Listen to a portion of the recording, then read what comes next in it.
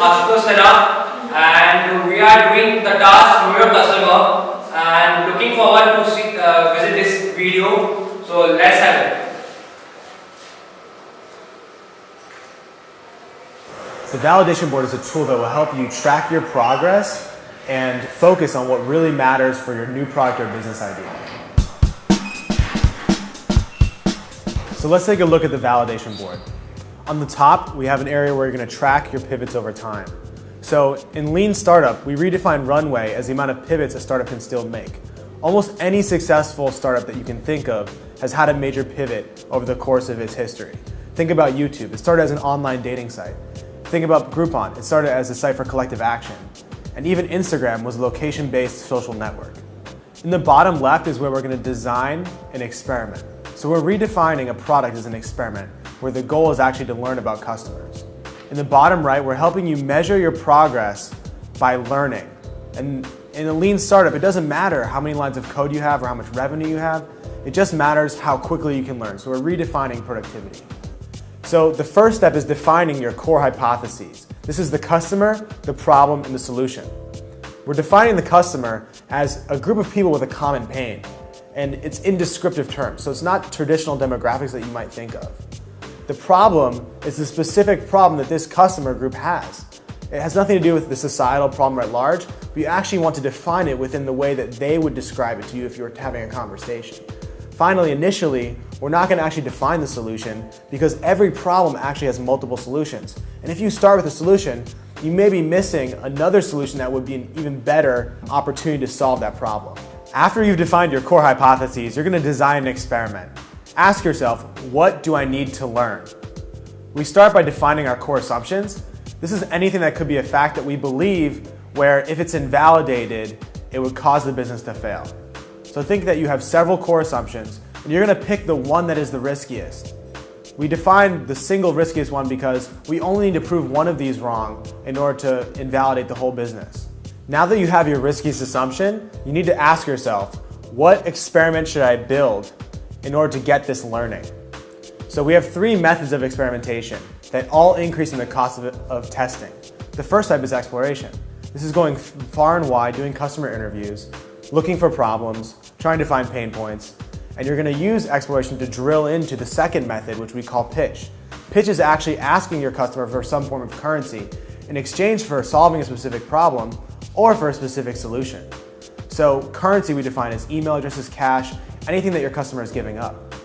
The final method is concierge. This is actually delivering on the pitch with as little technology as possible to as few customers as you can until they are really, really excited and happy with your service.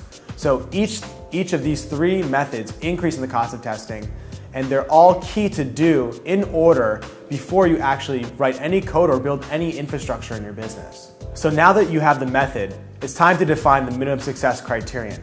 This is basically asking yourself, how do I know if my experiment is successful? So you're going to decide on what is the minimum amount of validation that you need to continue working on this product.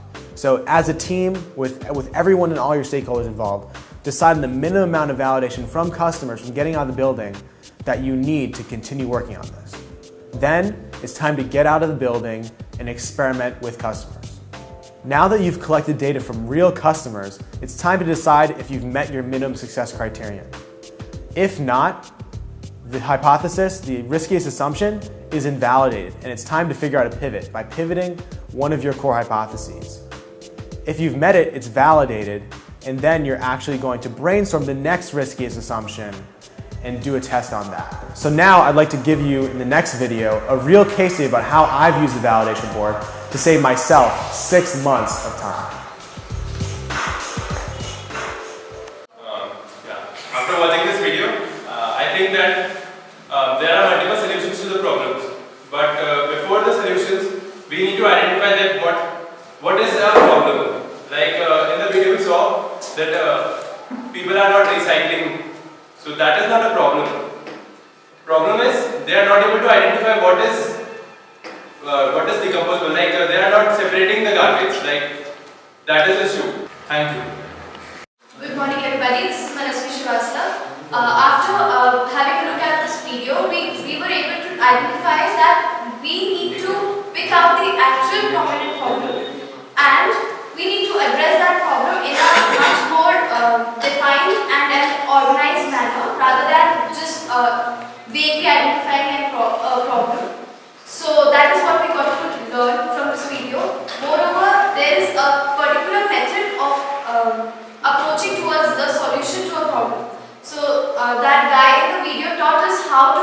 make a table how to take the most riskiest part from the society and address it.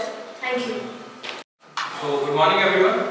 My name is Pratik, and the main motto of this task is that how should we approach towards our startup.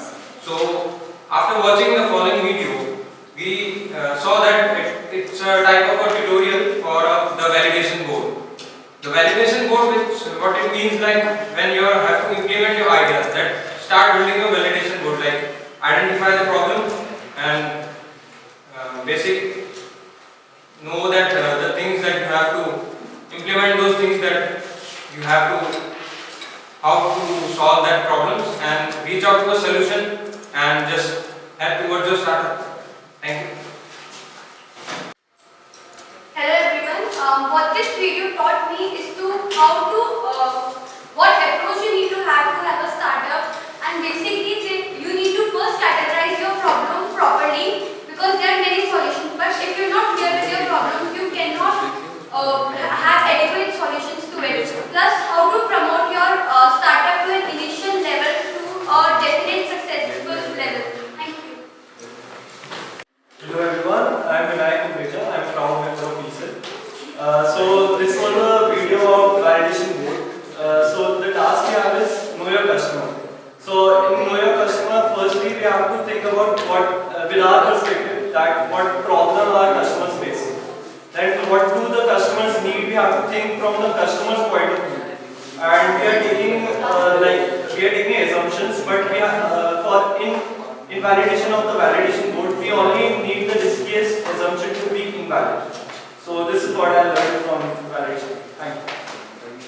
Hello everyone, I'm Sarthak Rana, and the main point that we learned from that video is that we have to explore the problem and explore the main points of that problem and describe it in such a way that we can get easily a solution of each and every point of that problem.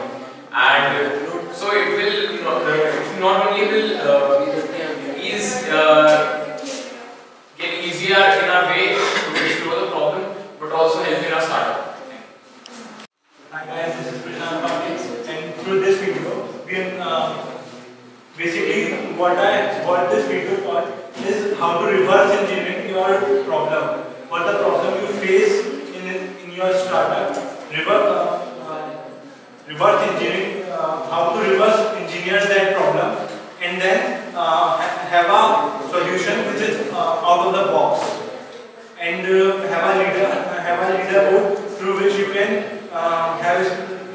write specific problem what you face in your startup. Abhishek, I'm a proud member of ECELL. Well, the video we seen was about validating yourself about the customer you know, and is it good to bring in your project or not. It will let you know that the customer wants it or not, and what the customer is willing to have.